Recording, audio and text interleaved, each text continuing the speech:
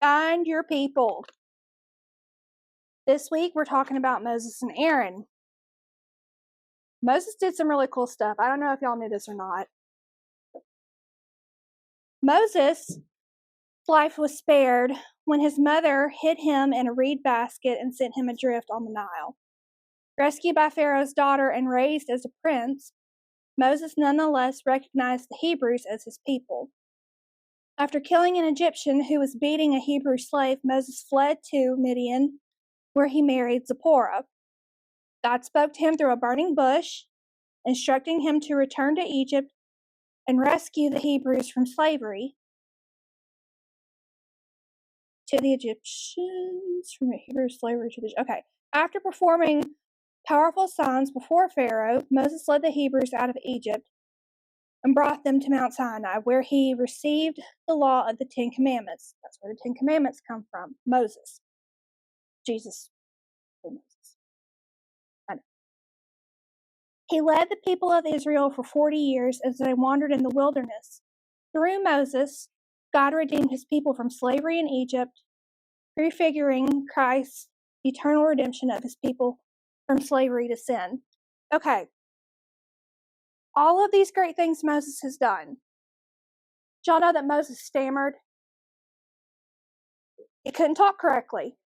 He stammered. He stuttered. He was slow in speech. He said his tongue was sluggish. He couldn't get words out. Jesus still used him. Remember that. All right. Off topic, but I do have a story I want to read you. And I'll tie it in, I promise. Sometimes I wonder if I'm a mistake.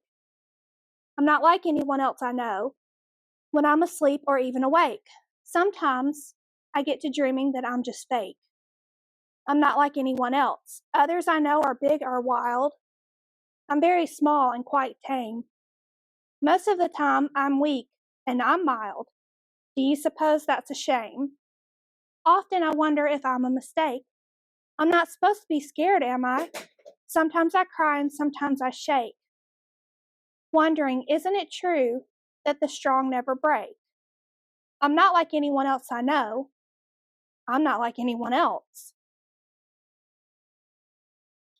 There's a reply to this story. I think you are fine just as you are. I really must tell you, I do like the person that you are becoming. When you are sleeping, when you are waking, you are my friend. It's really true. I like you. Crying or shaking or dreaming or breaking.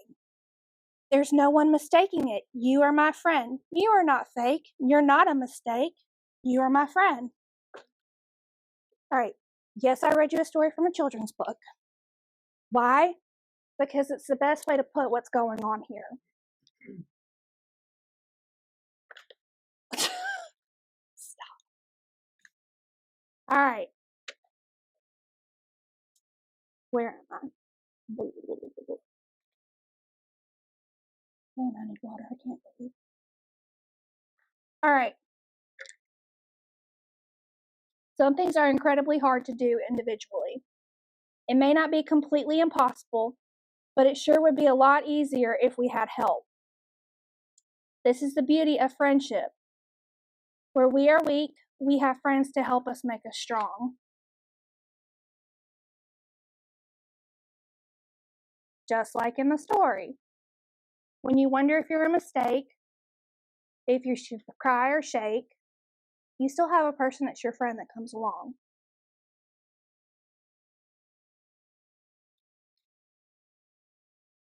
All right. Are you helping others in their weaknesses? Are others helping you when you are weak? This is why we need friends and to be friends with others.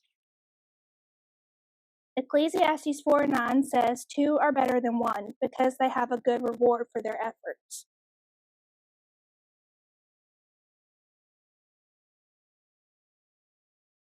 There's strength in numbers.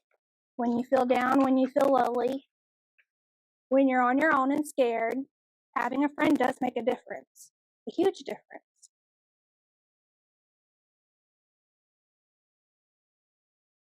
All right, in Exodus, because I have it marked, because I thought this was so cool. All right, Exodus 4:10 through 17. But Moses said to the Lord, O my Lord, I am not eloquent, either in the past or since you have spoken to your servant, but I am of slow speech and of tongue. Then the Lord said to him, Who has made man's mouth? Who makes him mute, or deaf, or seeing, or blind? Is it not I, the Lord? Now therefore go, and I will be with you, your mouth, and teach you what you shall speak. But Moses said, O my Lord, please send someone else. Then the anger of the Lord was kindled against Moses, and he said, Is there not Aaron, your brother the Levite? So Jesus is bringing in somebody else. Moses is terrified to go and talk to people and be in front of them because he's afraid that he won't do it correctly. He'll mess up. Everybody's looking at him. They'll laugh at him. So who does God send in? His brother Aaron. I know that he can speak. Well, behold, he is coming out to meet you. And when he sees you, he will be glad in his heart. You shall speak to him and put the words in his mouth. And I will be with your mouth and with his mouth and will teach you both what to do. It's a lot of mouth going on. Okay, but Moses is praying. He's seeking out God. He's asking for help. He's explaining that he's scared. And God has said, hold up, hold on. I'm still telling you what you need to say. But if you can't say it, I have a friend that will come and say it with you. Moses still went with Aaron. Aaron didn't go by himself. Moses and Aaron were a package deal. He shall speak for you to the people, and he shall be your mouth, and you shall be as God to him, and take in your hand this staff with which you shall do the signs. All right, all of that stuff. He's freaking out. He doesn't want to do it. He's scared. He can't talk. Yikes. All right. God had called Moses to deliver the Israelites from slavery under Egypt. Moses, however, was insecure in the calling due to his poor speech.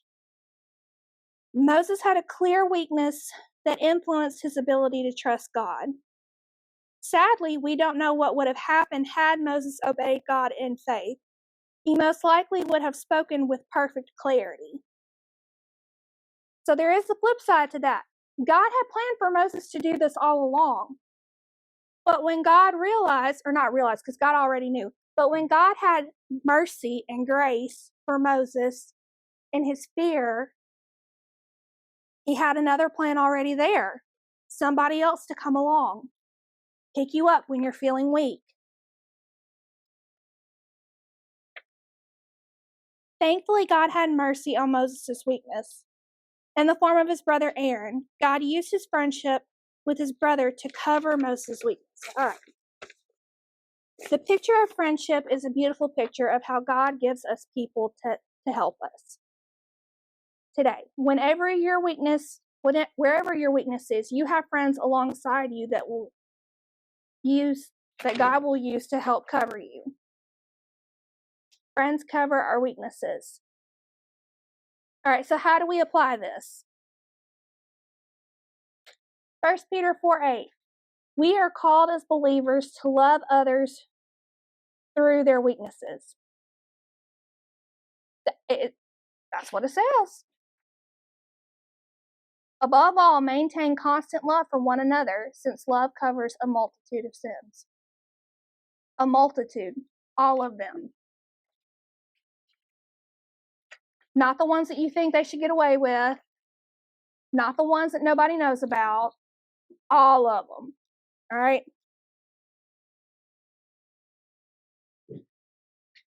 If we were all honest with ourselves and each other, we would admit that weaknesses can often frustrate us. It's hard to see weaknesses in our friendships as anything but annoying. Woo! Oh. Well, you're my friend, but you said something that I don't like. And I find that extremely annoying.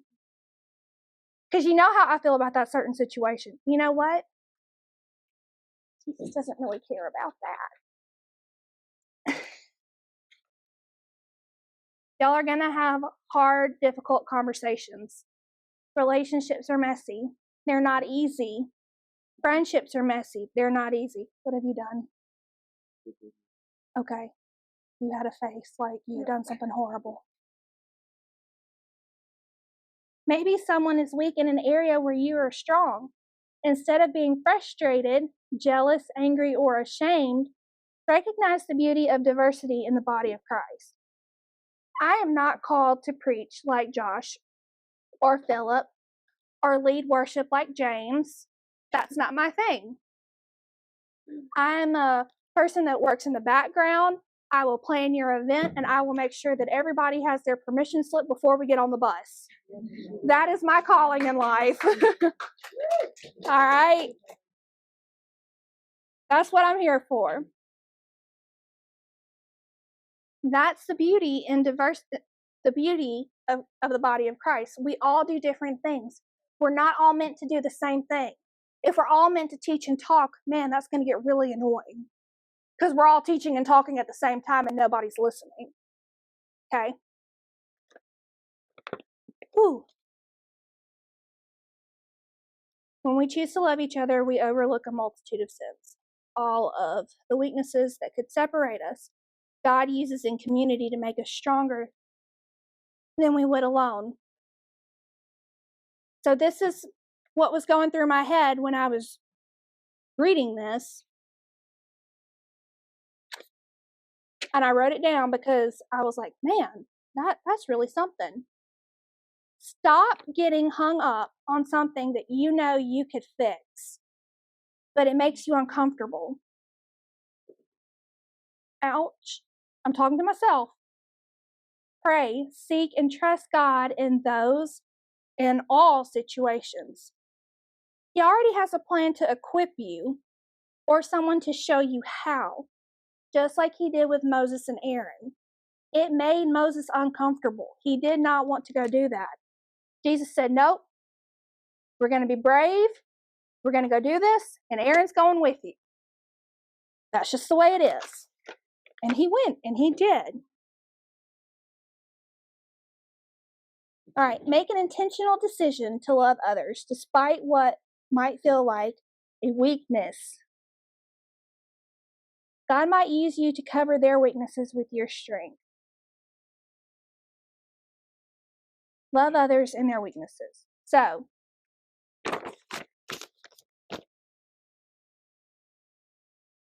that's really it, guys. That's really what I had planned out. That was it. I just wanted to get up here and read you what Jesus showed me through this and how I felt about it. And I found a story that I thought would tie into it.